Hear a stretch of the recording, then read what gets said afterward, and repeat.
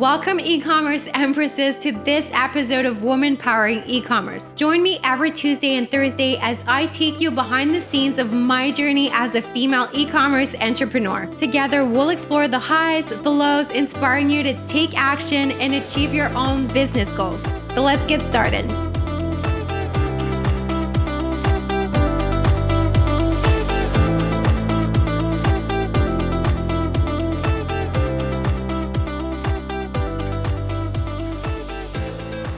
I want to share my personal stories, struggles, and valuable lessons I've learned about building a virtual team through effective communication. So when you have a small team, it's pretty easy to communicate well with everyone, not miss out on anyone. But then when you start counting employees on two hands or more, you realize at some point that you'll need a system or possibly some people to help you. And then when you have maybe several businesses, I currently have two, that brings it up a notch. So I want to talk to you about this today because it's something I'm going to actively work on this quarter. So I promise you not only success stories or things like that, I just really want to share with you my journey. And I feel like I've been able to master some of this type of management, but I also feel like I've got a lot more to learn. So as to where I am right now, I can share with you what works for me. Not everything I've done since the beginning is something I want to throw in the garbage and start new. Not at all. A lot of things work really well, which I will keep. But there are also other things I want to implement in the next couple months, which I'll also share with you and just document as we go and tell you it's been going a while. This has worked, this has not, and we'll see. So I can say what I've mastered so far is the managers, the team leaders. Putting that into place has been so valuable. It allows you to delegate, to scale to a certain stage. And that I feel very confident about. I see, like I said, the value in it. And it just makes my life so much easier.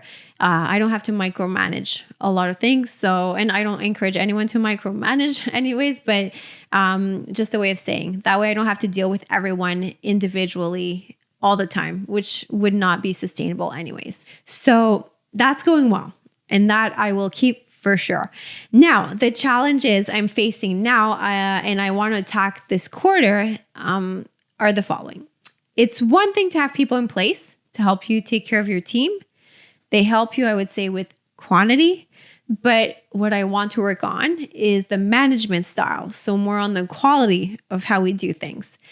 And one aspect of my management style I want to take care of and pay more attention to this year is communication. I'm saying communication because I find that juggling various tasks in the business makes it difficult to actually communicate properly with everyone and make sure we prioritize meeting with everyone on an individual level. So having one-on-ones, doing regular check-ins. I'm going to be very honest. I'm lacking in that area. I want to do regular check-ins, but sometimes it just slips away because we just try to juggle with the rest. And any other forms of effective communication, I really want to work on mastering that. Now, one thing I want to make sure is that I make time to communicate properly, and I want to do it in the sense that it'll be of a good quality too, because I feel that staff, the team members, they all need to feel heard and supported in their growth within our organization. So for me, that's really important. Why? Because we want to create A players. And in order to do that, I think it goes through really good quality communication. So next up, I want to share 5 communication tips of things I've learned over the years that I hope maybe can help you, but also things that I want to currently work on because I see that there are things I'm lacking and I need to focus on that. So first thing is establishing clear goals and expectations. So defining your team's purpose, objectives, and individual roles.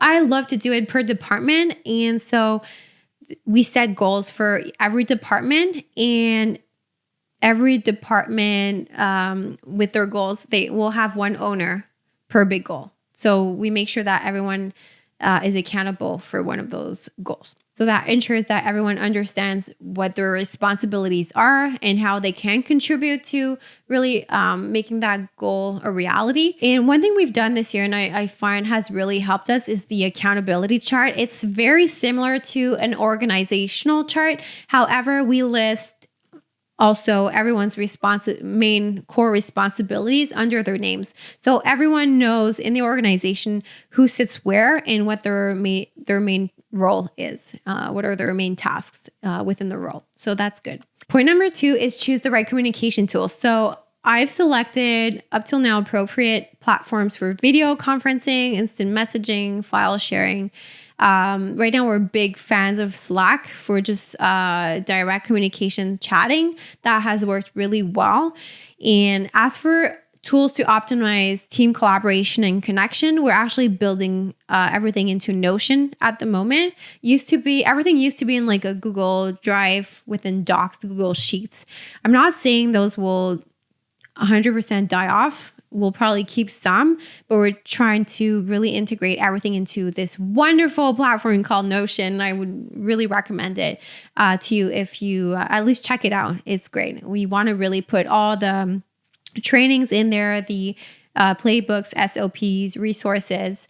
And if we need to Google Drive or Google Docs and things like that, then we can actually just link within Notion to that external resource. So for now, we're setting that up, and that's part of the things I really want to put into place this year, Notion, and right now it's going well. So very excited. Did you know you can get a refund for all the late shipments from your e-commerce business? Yes, keeping your carriers accountable for their shipments is possible. With Buster Fetcher, you can get all the available refunds you have by creating an account in less than 5 minutes. Visit busterfetcher.com and discover an effective way to reduce your next shipping invoice.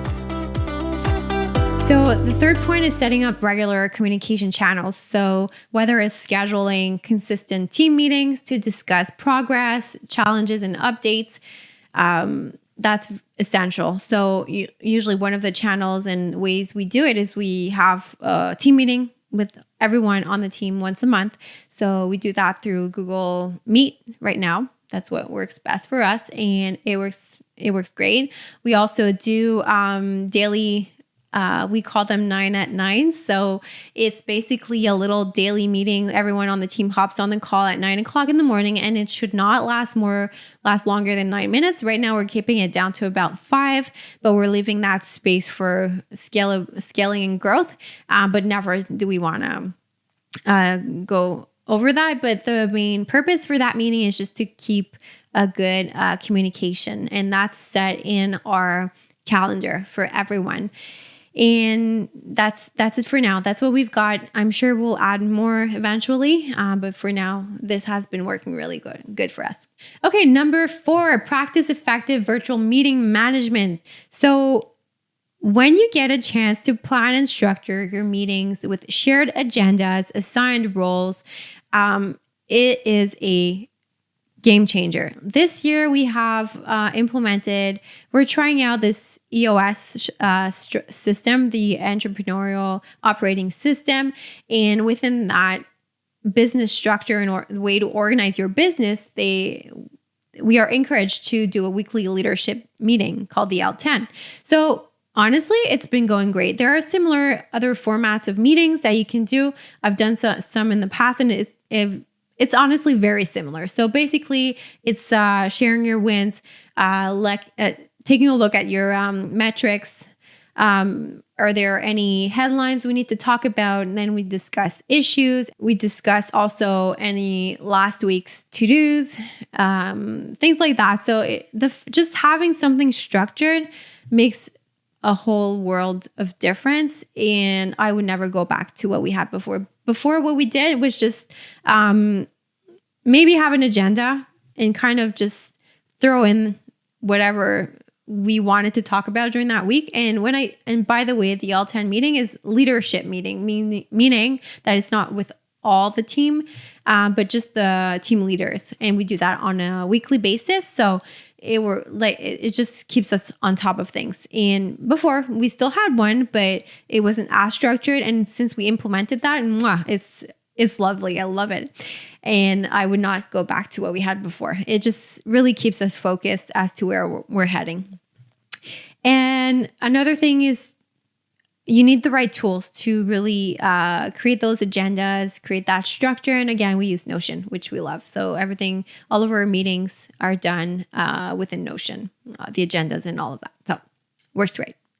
And last thing is provide feedback and recognition. So offering regular feedback to team members individually and as a team is a must.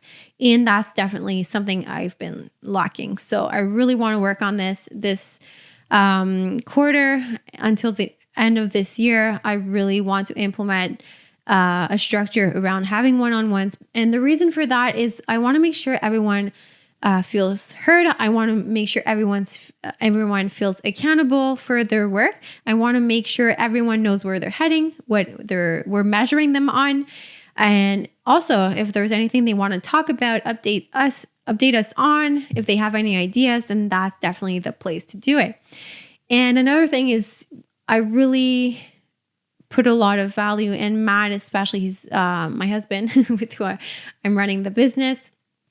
He's very good at that. And at really bringing that culture into the company is acknowledging contributions and celebrating achievements, wins, even the smallest wins. And we have set up something in our Slack, a channel called You Are Awesome. So during the day, we just encourage everyone who just tell us about their wins, small or big, just write what you're proud about in your day. And it just keeps the virtual culture of the company beautiful. I think it really helps and it's wonderful. So those are just a few things that have helped me communicate better with my team from the years back till now. But also I wanted to share with you what I'm lacking and really want to work on this quarter. So that's it. Take a moment to rate and share this podcast episode. Subscribe if you're on YouTube or on Spotify.